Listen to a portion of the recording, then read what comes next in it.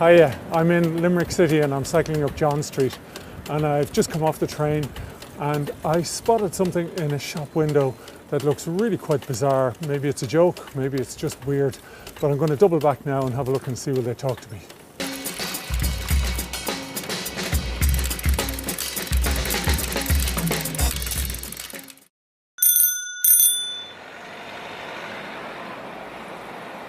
The shop is a dental lab where they make dentures, otherwise known as false teeth.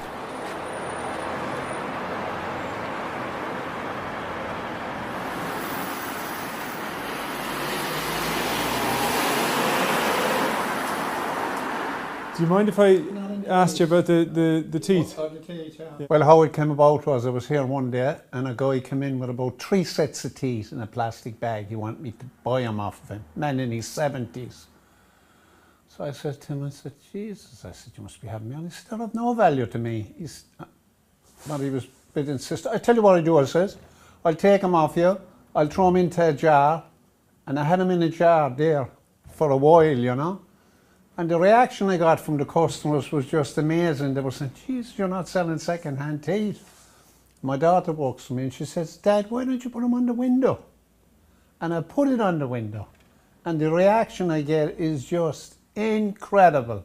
I often say I have more tourists than King John's Castle. People get great laughter out of it, which is fantastic.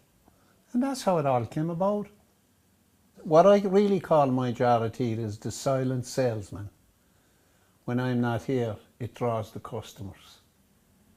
You know, I absolutely adore that. I'll tell you another little story now. Another lady I used to do teeth for one time swallowed her denture. You know, this girl had a bit of a drink problem, but she was a wonderful girl. So she phoned me and I said, Jesus, I said, Marie, I said, would you ever go to the bloody hospital, I said, and get an x-ray or something? I was frightened now, you know, because you would be. So she called in about 3 days later, she said, I'm after passing it. Oh, Jesus. Well, all I need, she says, a little adjustment on it. And I said, had you any trouble passing it? Not a bother, she said. The only problem, she says, when it was coming out, she said, it bit the arse off me.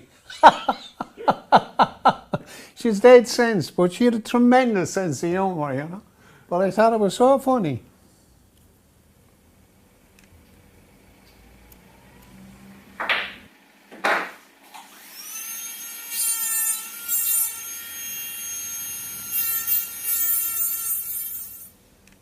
I'm actually just preparing a wax pattern for a denture.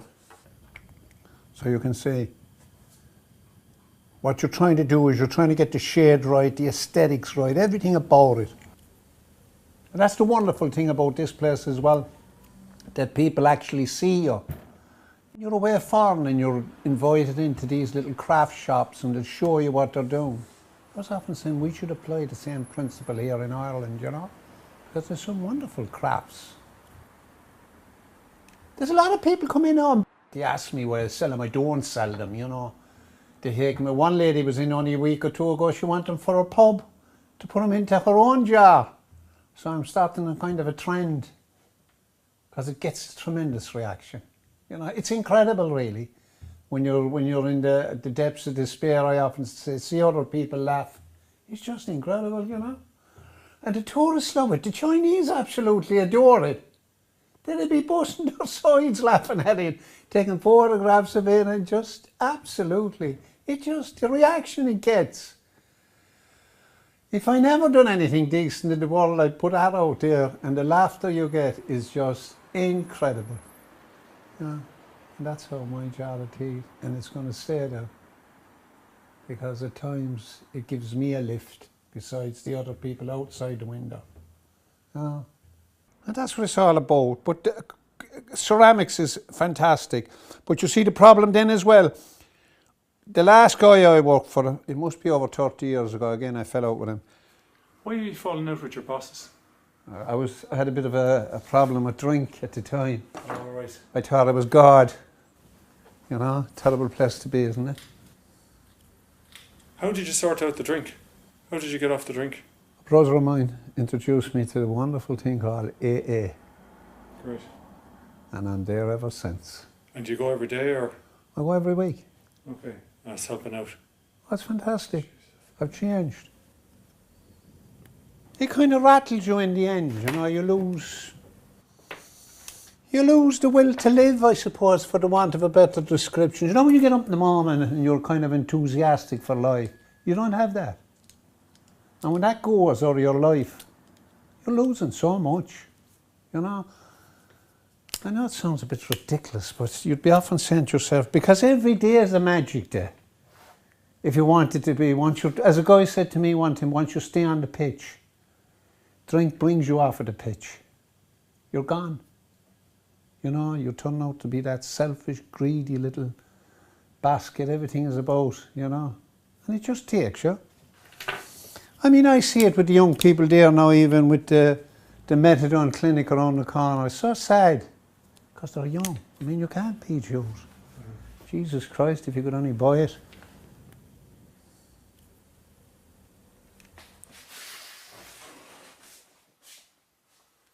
They're all different. Sorry. How are you? I'm good. How are the kids? Now listen to me. Huh? Tell her that denture should be going to the elephant's graveyard. You said that to her the last time. She remembers. Jesus Christ above. Honestly, the elephant's grave. The elephant's graveyard. Thanks, you know. All right. Bye. And remember, tell her I said I'm the guy that put the smile on her face. Not a butter.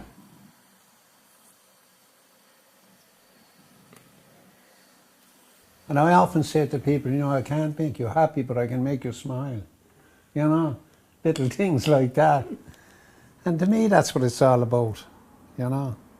So that's my story.